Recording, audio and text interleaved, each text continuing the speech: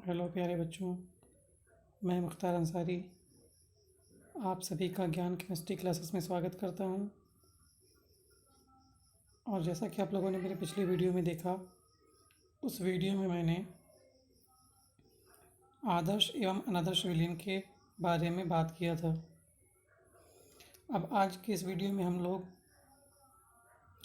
अणुसंख गुणधर्म और जो हमारे दो अणुसंख गुणधर्म हैं, वाष्प दाब का आपेक्षिक अवनमन एवं क्वथनांक उन्नयन के बारे में बात करेंगे।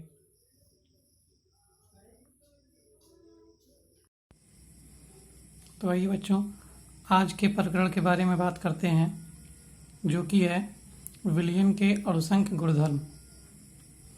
यहाँ पर जो अणुसंख गुणधर्म है, इसका क्या मतलब होता है? तो ये जो हमारा अणुसंख गुणधर्म का जो इंग्लिश हमारा है कॉलिगेटिव, यहाँ पर ये एक लैटिन वर्ड है जो को प्लस लिगेट से मिलकर बना हुआ है, जिसका अर्थ होता है एक साथ आबंधित। यानी कि ऐसे गुण होते हैं जो किसी के साथ क्या होते हैं, आबंधित होते हैं, उन्हीं को क्या कहते हैं, कॉलिगेटिव कहते हैं। तो यहाँ पर हम लोग इसके बारे में बात करेंगे कि अणुसंख गुणधर्म होते क्या हैं। तो ये विलयन के वे गुणधर्म होते हैं जो विलयन के निश्चित आयतन में उपस्थित विलय के कणों की संख्या पर निर्भर करते हैं। वही हमारे क्या कहलाते हैं, अणुसंख्य गुणधर्म कहलाते हैं। या सीधा से ये कह सकते हैं कि विलयन के ऐसे गुणधर्म जो विलय पदार्थों के कणों की संख्या पर निर्भर करते हैं, वे क्या कहलाते हैं, अणुसंख्य गुणधर्म कहलाते हैं। जैसे जैसे विलयन में विलय पदार्थ के कणों की संख्या बढ़ती जाएगी, वैसे वैसे ये गुण भी क्या होंगे, हमारे बढ़ते जाएंगे। अब यहाँ पर बात करते हैं जो हमारे चार मुख्य कॉलिगेटिव प्रॉपर्टी हैं, इनके बारे में बात करते हैं। पहला हमारा होता है वाष्प दाब का आपेक्षिक अवनमन। दूसरा होता है क्वथनांक में उन्नयन, उन्नयन का मतलब होता है बढ़ जाना। तीसरा होता है हिमांक में अवनमन, अवनमन का मतलब होता है घट जाना। और चौथा होता है परासरण दाब। तो यहाँ सबसे पहले जिसके बारे में हम लोग बात करेंगे वो है वाष्प दाब का आपेक्षिक अवनमन। यहाँ पर जैसे कि आप लोग देख पा रहे हैं, यहाँ पर एक विलायक बीकर में हमारा विलायक रखा हुआ है और यहाँ पर विलयन रखा हुआ है। हम लोग जानते हैं कि किसी विलायक का जो वाष्प दाब होता है वो ज़्यादा होता है अगर हम लोग किसी अवाष्पशील पदार्थ को किसी विलायक में घोल देते हैं, तो जो विलयन होता है इसके वाष्प दाब से विलायक का वाष्प दाब हमारा ज़्यादा होता है। वो कैसे होता है आप लोग समझ सकते हैं कि यहाँ पर जब सिर्फ विलायक होते हैं तो ये सतह जो होती है इस पर सिर्फ विलायक के अणु ही रहते हैं और अधिक मात्रा में बाहर निकलते हैं, और बाहर निकलते हैं तो ये अणु जो होते हैं वो इसकी सतह पर दाब डालते हैं, तो वो ज़्यादा होता है। जबकि विलयन में क्या होता है, विलयन में विलय और विलायक के दोनों के अणु होते हैं, तो यहाँ जो सतह है, यहाँ इस सतह पर विलायक के अणु भी होते हैं और विलय के भी अणु भी होते हैं। तो यहाँ पर पहले जितनी मात्रा में सिर्फ विलायक के अणु निकल रहे थे, अब यहाँ पर अणुओं की विलय के अणुओं की संख्या भी होगी, इसलिए विलायक जितने पहले जितनी अधिक मात्रा में बाहर निकल रहे थे, अब उतनी अधिक मात्रा में बाहर नहीं निकल पाएंगे। तो यहाँ पर वाष्प के अणुओं की संख्या कम होगी और यहाँ पर जो डाला गया दाब होगा इसकी सतह पर, वो कम हो जाएगा। तो जाहिर सी बात है कि हमारा विलायक का जो वाष्प दाब होगा वो ज़्यादा होगा इसके विलयन के वाष्प दाब से। यहाँ पर हमने लिख रखा है कि जो वेपर प्रेशर है सॉल्वेंट का वो ज़्यादा है वेपर प्रेशर सॉल्यूशन से, ठीक है। तो यहाँ पर अगर हम लोग लेते हैं कि जो हमारा विलायक का वाष्प दाब है वो हमारा P0 अगर है और विलयन का वाष्प जो हमारा है वो क्या है, P है, तो कितने की कमी होगी, कितने का अवनमन होगा, तो हम लोग ज़्यादा वाले वाष्प दाब में से, मतलब कि हम लोग विलायक के वाष्प दाब में से विलयन के वाष्प दाब को घटा देंगे। यही जो होगा, जो विलायक के वाष्प दाब में से विलयन के वाष्प दाब को जब हम घटाते हैं तो ये जो हमें प्राप्त होता है यही हमारा क्या कहलाता है, वाष्प दाब में अवनमन, मतलब वाष्प दाब में कमी कितनी हुई है उसका हमें पता चल जाता है। अब आगे हम लोग बात करते हैं, अगर विलयन के विलयन के वाष्पदाब में अवनमन तथा शुद्ध विलायक के वाष्पदाब का अनुपात वाष्पदाब का आपेक्षिक अवनमन कहलाता है। ऐसे कोई हमारा विलयन है, विलयन के वाष्पदाब का अवनमन जो हो और शुद्ध विलायक के वाष्पदाब जो होता है, इसका अनुपात जो होता है वो हमारा क्या कहलाता है, आपेक्षिक वाष्पदाब अवनमन कहलाता है। जैसे कि यहाँ पर P0 हमारा हो जाएगा और P, ये तो हमारा वाष्पदाब अवनमन हुआ, और अगर हम लोग इसको P0 का अनुपात अगर ले लेते हैं तो ये हमारा क्या कहलाता है, आपेक्षिक वाष्पदाब अवनमन कहलाता है। बात समझ में आ गई होगी आप लोगों के। चलिए और बात करते हैं। अब हम लोग क्या करते हैं, इसके बाद हम लोग राउल्ट का नियम लगाते हैं। तो राउल्ट का नियम क्या कहता है, राउल्ट का नियम ये कहता है कि किसी वाष्पशील विलायक में अवाष्पशील विलय को अगर घोल दिया जाए तो विलयन के वाष्पदाब में जो आपेक्षिक अवनमन होगा, आपेक्षिक अवनमन जो होगा वो विलयन में उपस्थित अवाष्पशील पदार्थ के मोल प्रभाज के बराबर होगी। यानी कि जो आपेक्षिक अवनमन होता है वो किसके बराबर होता है, राउल्ट के अनुसार वो विलय के मोल प्रभाज के बराबर होता है। तो जैसे कि यहाँ पर लिखा हुआ है N1/N1 + N2, ये लिखा हुआ है, ये किसका हमारा है, ये हमारा विलय का मोल प्रभाज है। यहाँ पर जो हमारा दिया गया है, यहाँ पर P हमारा जो है वो विलयन का वाष्पदाब है, P0 जो हमारा है वो शुद्ध विलायक का वाष्पदाब है, जो N1 है वो विलय के मोलों की संख्या है, जबकि जो N2 है वो विलायक के मोल हैं। अब हम लोग इसी की बात कर लेते हैं। राउल्ट के नियम को अगर हम लोग बहुत तनु विलयनों पर लागू करें, तनु विलयन का मतलब जिसमें विलायकों के अणुओं की संख्या ज़्यादा होगी और विलय के अणुओं की संख्या कम होगी। तो यहाँ विलायक के अणु कौन है, विलायक के मोल क्या है, N2 है, ये बहुत ज़्यादा है किसकी तुलना में, विलय की तुलना में बहुत ज़्यादा है। तो अगर इस तरह हम लोग देखेंगे तो इसकी तुलना में इसको हम लोग क्या मान सकते हैं, नगण्य मान सकते हैं। विलायक के मोलों की संख्या की तुलना में हम लोग विलय के मोलों की संख्या को क्या मान सकते हैं, नगण्य मान सकते हैं। तो फिर क्या करेंगे हम लोग, यहाँ पर जो N1 + N2 लिखा हुआ है, N1 + N2 जो लिखा हुआ है, इसको हम लोग समतुल्य मान सकते हैं, किसके, N2 के समतुल्य मान सकते हैं। तब हम लोग क्या करेंगे, इसी राउल्ट के अनुसार जो समीकरण लिखा गया था इसको हम लोग बदल के लिख सकते हैं। और क्या लिख सकते हैं, तब हम लोग लिख सकते हैं P0 - P/N1 N1/N2। यहाँ ये विलय के मोलों की संख्या है, ये विलायक के मोलों की संख्या है। या अगर इसको हम लोग चाहें तो ऐसे भी लिख सकते हैं। अब जो मोलों की संख्या लिखी हुई है, इसी मोलों की संख्या को हम लोग क्या लिख सकते हैं, भार और अणुभार के पदों में लिख सकते हैं। तो ये हो जाएगा P0 - P/P0 = क्या हो जाएगा, विलय के लिए भार बटे अणुभार हो जाएगा। विलायक के लिए भार बटे अणुभार जब करेंगे, अभी नीचे हम भार बटे अणुभार करेंगे तो हमारा अणुभार जो होगा वो ऊपर चला जाएगा और जो भार होगा वो नीचे चला आएगा। तो ये हमारा जो फार्मूला बना हुआ है, ये यहाँ पर जो देख रहे हो आप लोग कि जो W1 है वो विलय का भार है, और जो M1 है वो विलय का अणुभार है, जबकि जो हमारा W2 और जो M2 है वो विलायक के भार और अणुभार हैं। ये बात समझ में आ गई होगी आप लोगों के। अब यहाँ पर क्या हो जाए, अगर हमें ये पता है, शुद्ध विलायक का वाष्पदाब पता है और हमें किसका वाष्पदाब पता है, विलयन का वाष्पदाब पता है, और इनमें से अगर हमें कोई एक नहीं मालूम होगा तो उसके लिए हम लोग क्या निकाल सकते हैं, उसको हम लोग निकाल सकते हैं। जैसे कि यहाँ मान लो कि भी हमारा विलायक का अणुभार ना पता हो तो हम लोग क्या कर सकते हैं, विलायक के अणुभार को निकाल सकते हैं आसानी से। तो ये हमारा होता है ये था हमारा वाष्प दाब का अपेक्षिक अवनमन। आप लोगों के बात समझ में आ गई होगी।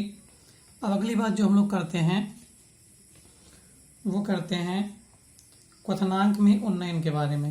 पहला हमने जो कॉलिगेटिव प्रॉपर्टी पढ़ा है वो क्या पढ़ा, वो हम लोगों ने पढ़ा वाष्प दाब का अपेक्षिक अवनमन। अब जो हम लोग दूसरा वाला पढ़ने वाले हैं उसका नाम है क्वथनांक में उन्नयन। आइए देखते हैं इसको भी।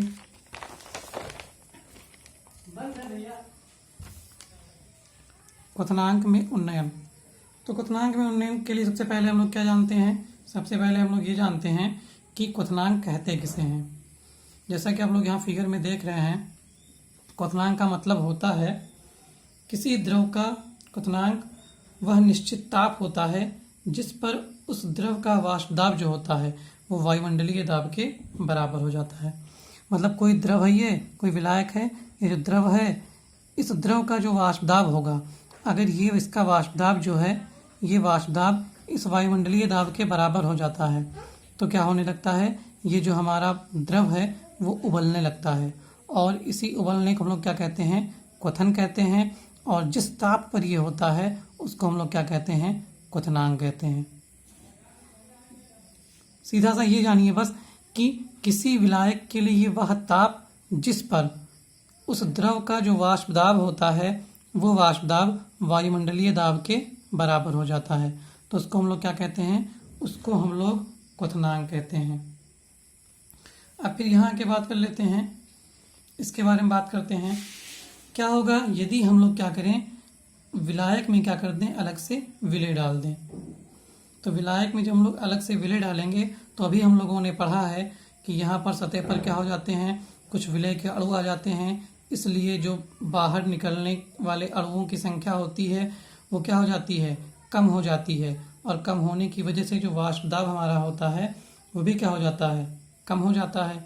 तो अगर वाष्प दाब इसका हमारा कम हो गया है, वाष्प दाब अगर हमारा कम हो गया है तो क्या होगा, तो हम लोग क्या करेंगे, तो इस वाष्प दाब को अगर हम लोग बढ़ाना चाहेंगे तो वाष्प दाब को बढ़ाने के लिए हमको क्या करना पड़ेगा, हमको इस विलयन को ताप देना पड़ेगा। और जब ताप देंगे तो क्या होगा, तो तब जो वाष्प दाब हमारा होगा वो जाकर किसके बराबर होगा, जो वायुमंडलीय दाब होता है, वायुमंडलीय दाब, इस दाब के बराबर होगा। मतलब कि जब इसमें हम लोग विलेय पदार्थ को डाल देंगे तो इसका वाष्प दाब कम हो जाएगा। और जब इसका वाष्प दाब कम हो गया है और हमें किसके बराबर इसको करना है, इसको हमें वायुमंडलीय दाब के बराबर करना है तो हमें क्या करना पड़ेगा, तब हमें इसको ताप देना पड़ेगा। और जब इसको हम लोग ताप देंगे तो क्या होगा, जो हमारा क्वथनांक पहले था उस क्वथनांक से क्या हो जाएगा, अब इसका क्वथनांक बढ़ जाएगा। तो इसी को हम लोग क्या कह देते हैं, इसी को हम लोग क्वथनांक उन्नयन कह देते हैं। मतलब क्वथनांक का बढ़ना जो होता है इसी को हम लोग क्या कह देते हैं, क्वथनांक उन्नयन कहते हैं। बात समझ में आई, आगे होगी आप लोगों की बात समझ में। अब हम लोग क्या कहते हैं, क्वथनांक उन्नयन कहते किसे हैं, किसी वाष्पशील विलेय को विलायक में घोलने से विलायक के क्वथनांक में हुई वृद्धि को क्वथनांक का उन्नयन कहते हैं। और इसको हम लोग डेल्टा टीबी से प्रदर्शित करते हैं, डेल्टा टीबी से प्रदर्शित करते हैं।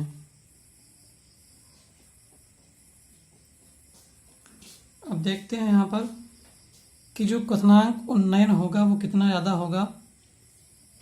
तो क्वथनांक उन्नयन को हम लोग टीबी से प्रदर्शित करते हैं। क्वथनांक किसका ज़्यादा होगा, विलेय का ज़्यादा होगा या विलायक का ज़्यादा होगा। तो हम लोग जानते हैं जो क्वथनांक होगा वो किसका ज़्यादा होगा, विलयन का ज़्यादा होगा, विलायक का कम होगा। तो यहाँ क्या लिखेंगे, विलयन का क्वथनांक, विलयन का क्वथनांक, इसको टीबी लिखते हैं, माइनस शुद्ध विलायक का क्वथनांक,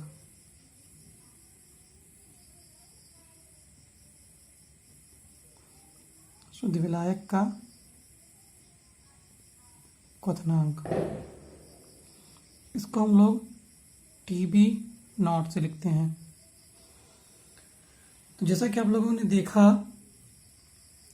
जो विलयन का क्वथनांक था वो ज़्यादा था और विलायक का क्वथनांक हमारा कम था। तो अगर इसमें से इसको हम लोग घटा लेंगे तो हमें पता चल जाएगा कि क्वथनांक में कितने की वृद्धि हुई है, मतलब कि क्वथनांक उन्नयन जो हमारा होगा वो निकल के आ जाएगा। बात समझ में आई?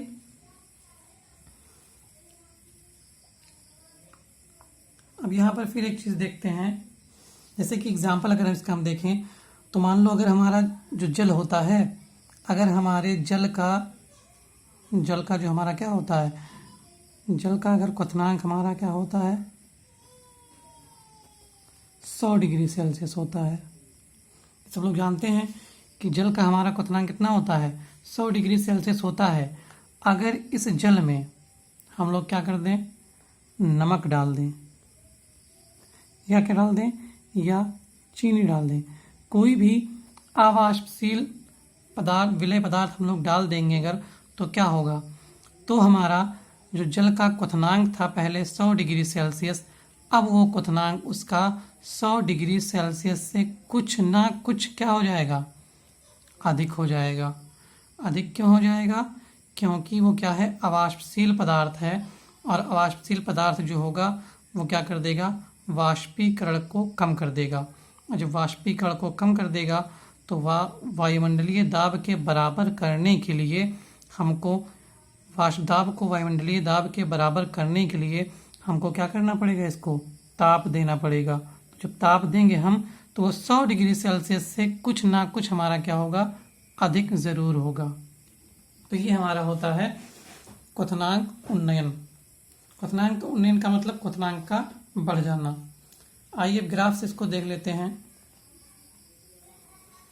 जैसा कि आप लोग देख रहे हैं ग्राफ में, यहाँ पर एक तरफ किसको लिया गया है, वाष्प दाब को लिया गया है, एक तरफ हमारा ताप को लिया गया है। अब यहाँ पर हम लोग देख रहे हैं कि ये एक एटीएम दाब है, मतलब वायुमंडलीय दाब है। अगर विलायक की हम लोग बात करते हैं तो विलायक वाला देखो क्या होता है, जैसे ही हमारा कुछ ताप उसको हम लोग देते हैं, इसे ताप हम लोग कुछ देते हैं, वैसे वैसे क्या होता है, उसका वाष्प दाब भी बढ़ता है, और एक पॉइंट ऐसा आता है जिस पर वो क्या हो जाता है, उबलने लगता है। तो ये जो पॉइंट हमारा है जिस पर वो उबलने लगता है वो क्या होता है, विलायक का क्वथनांक होता है, वो विलायक का हमारा क्वथनांक होता है। अब हम लोग विलयन की बात करते हैं तो हम लोग जानते हैं कि विलयन का क्वथनांक क्या होगा, विलयन का क्वथनांक विलायक से कुछ ना कुछ हमारा ज़्यादा होगा। तो देखते हैं क्या होता है।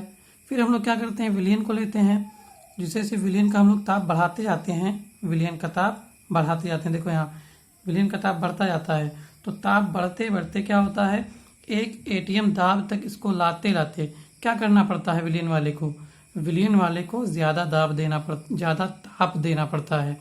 जब हम लोग इसको ज़्यादा ताप देते हैं तो एक पॉइंट ऐसा आता है जहाँ पर ये क्या होने लगता है, उबलने लगता है। इसी को हम लोग क्या कहते हैं, विलयन का क्वथनांक कहते हैं।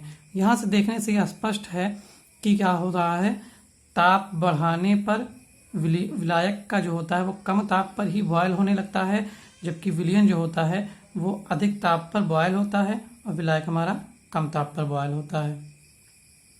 यहाँ पर आप लोग देख सकते हैं इसको।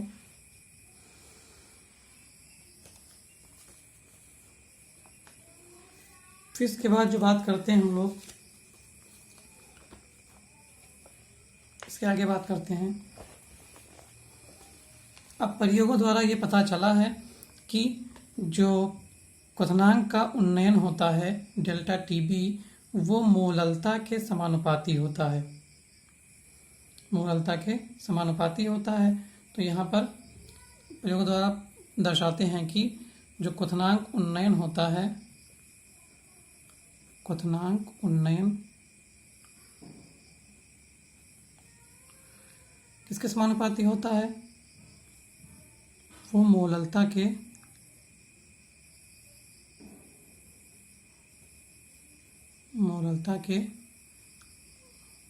समानुपाती होता है।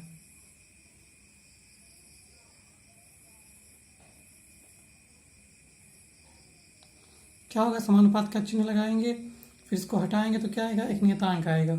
इस नियतांक को हम लोग क्या कहते हैं, तो इस नियतांक को हम लोग कहते हैं मोलल उन्नयन स्थिरांक। Kb जो हमारा होता है इसको कहते हैं मोलल उन्नयन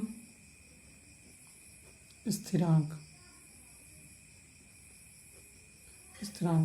जबकि जो हमारा m होता है ये क्या होता है, ये विलयन की मोललता होती है, विलयन की मोललता।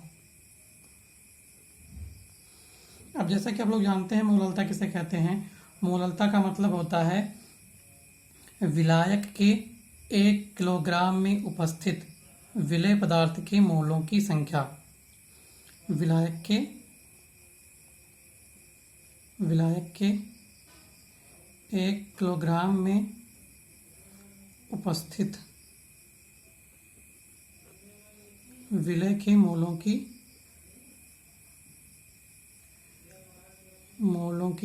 संख्या जो होती है, इसी को हम लोग क्या कहते हैं, इसी को हम लोग मोललता कहते हैं। अब यदि हम लोग मान लेते हैं, यदि M2 जो हमारा है वो मोलर द्रव्यमान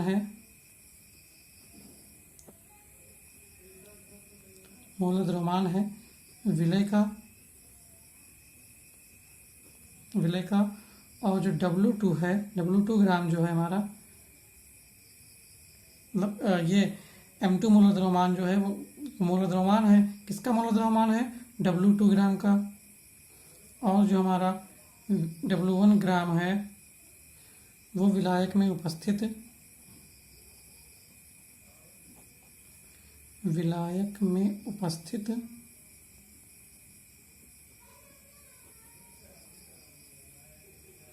W1 ग्राम जो हमारा अगर वो विलायक में उपस्थित हो तो विलयन की मोललता क्या हो जाएगी, विलयन की मोललता क्या हो जाएगी, M इक्वल टू, ये मोललता है W अपान M2 इंटू 1000 अपान W1, ये हो जाएगी। इसको हम लोग समीकरण 1 मान लेते हैं, इसको समीकरण 2 मान लेते हैं। क्या करते हैं, समीकरण 2 में जो हमारा M लिखा हुआ है, समीकरण 2 से M का मान समीकरण 1 में रखने पर,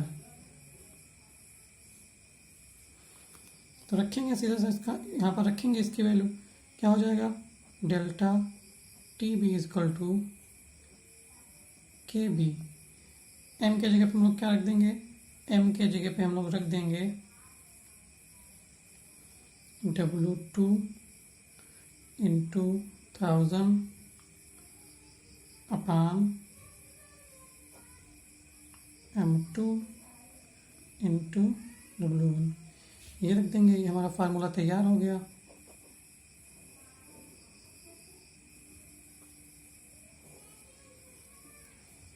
या इसको हम लोग क्या कर सकते हैं, अगर हमको क्या निकालना हो, अगर हमको विलायक का अणुभार निकालना हो, विलय का हमारा अणुभार निकालना हो तो क्या करेंगे, M2 को बाहर ले लेंगे, M2 को बाहर ले लेंगे, इसको यहाँ ले आएंगे, क्या हो जाएगा, W2 इंटू 1000 इंटू KB अपान डेल्टा TB इंटू W1। ये हमारा अलग एक और फार्मूला हो जाएगा, जिसके द्वारा हम लोग क्या करेंगे, हम लोग विलेय पदार्थ के मोलर द्रव्यमान को निकाल सकते हैं इसके द्वारा। यानी क्या लिख सकते हैं, यहाँ पर हम लिख दें कि उपरोक्त समीकरण से किसी विलायक में, उपरोक्त समीकरण से किसी विलायक में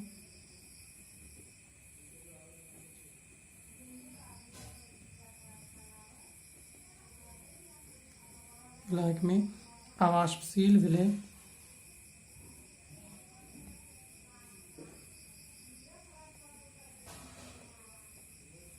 अवाष्पशील विलय मिलाने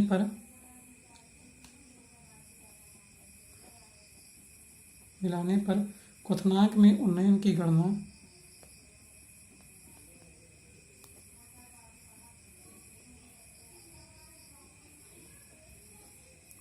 गणना की जा सकती है।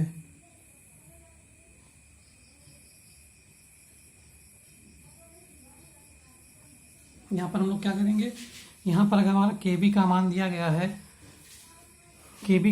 गया है और बाकी सारी चीज़ें हमें दी गई हैं, तो यहाँ पर हम लोग क्या निकाल सकते हैं, विलायक में जो क्वथनांक उन्नयन हो रहा है उस क्वथनांक उन्नयन को हम लोग आसानी से निकाल सकते हैं।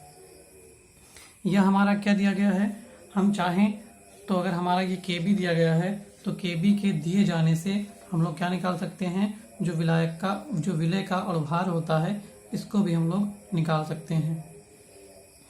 अब क्या करते हैं, अब इसके बाद इसके बारे में बात कर लेते हैं, जो मोलल उन्नयन स्थिरांक होता है। मोलल उन्नयन स्थिरांक जो होता है इसके बारे में बात करते हैं। मोलल उन्नयन स्थिरांक, तो इस फार्मूले में देखते हैं हम लोग सीधे, इस फार्मूले में देखते हैं अगर इस समीकरण में जो हमारा भार बटे अणुभार है, भार बटे m, ये 1 मोल हो जाए, और हमारा W2 जो है वो क्या हो जाए, ये भार बटे अणुभार जो हमारा है वो 1 हो जाए, और जो हमारा W1 है वो क्या हो जाए, वो 1000 ग्राम हो जाए। 1000 ग्राम हो जाए तो क्या हो जाएगा, तो हमारा जो डेल्टा Kb इजकल टू क्या हो जाएगा, delta Tb equal to Kb हो जाएगा। यानी कि हमारा जो भार बटा अणुभार ये वाला है, अगर ये हमारा 1 हो जाता है और जो W1 है वो क्या हो जाता है, 1000 ग्राम अगर हो जाता है हमारा, तो क्या हो जाएगा, तो यहाँ पर जो डेल्टा Tb है वो Kb के बराबर हो जाएगा। अतः हम लोग कह सकते हैं कि किसी विलायक के 1000 ग्राम में,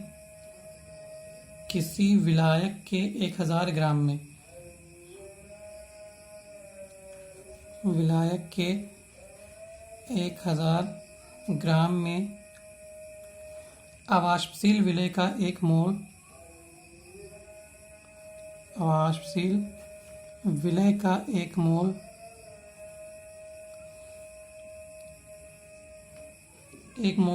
घोलने पर उसके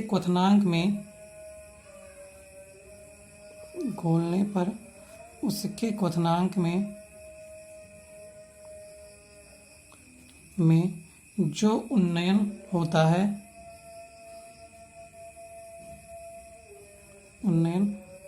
है वह उस विलायक का मोलल उन्नयन स्थिरांक लाता है। वह उस विलायक का मोलल उन्नयन स्थिरांक कहलाता है। मोलल उन्नयन स्थिरांक कहलाता है। और ये किसी विलायक के हेतु इसका मान जो होता है वो हमेशा निश्चित होता है। किसी भी विलायक के लिए जो इसकी वैल्यू होती है वो फिक्स होती है। इसका जो मात्रक होता है वो केल्विन किलोग्राम प्रति मोल या केल्विन प्रति मोललता होती है। इसके लिए जो हमारा ये होता है विलायक होता है, 2-3 का लिख दे रहे हैं यहाँ पर। विलायक जो है इसके लिए Kb जो होता है। जल के लिए इसका मान होता है 0.52। एसीटोन के लिए इसकी वैल्यू जो होती है 1.70 होती है। बेंजीन के लिए इसकी वैल्यू 2.70 होती है। और ईथर के लिए इसकी वैल्यू जो होती है 2.16 होती है। ये सारी चीज़ें जहाँ भी दी जाएंगी, अगर न्यूमेरिकल लगाने के लिए दिया जाएगा तो वहाँ पर इस KB का मान आवश्यक रूप से दिया जाएगा। तो जैसा कि आज आप लोगों ने पढ़ा कि हम लोगों ने आज पढ़ा वाष्प दाब में आपेक्षिक अवनमन, फिर हम लोगों ने पढ़ा क्वथनांक में उन्नयन, उसके बाद हम लोगों ने जो पढ़ा है वो है मोलर उन्नयन स्थिरांक। तो इन सब के बाद में अब हम लोग अगले वाले वीडियो में जो इसके न्यूमेरिकल होते हैं उनको सॉल्व करेंगे। जितना कुछ यहाँ पर आज पढ़ाया गया है आप लोग इसको एक बार रिवाइज कर लीजिए अच्छे से। इससे इन दोनों में से कोई एक ना एक यूपी बोर्ड में पूछा जाता है और इसके जो न्यूमेरिकल होते हैं वो बहुत आसान होते हैं, लेकिन वो भी पूछे जाते हैं। चाहे अवनमन का पूछे चाहे उन्नयन का पूछे, दोनों में से एक मेरे ख्याल से ज़रूर से पूछ लिया जाता है न्यूमेरिकल सहित। ऐसा क्वेश्चन आएगा कि क्वथनांक उन्नयन क्या होता है और उसका एक न्यूमेरिकल वो दे देगा, कहेगा इसको हल करो। ठीक है बच्चों, फिर मिलते हैं आपसे अगले वीडियो में। धन्यवाद।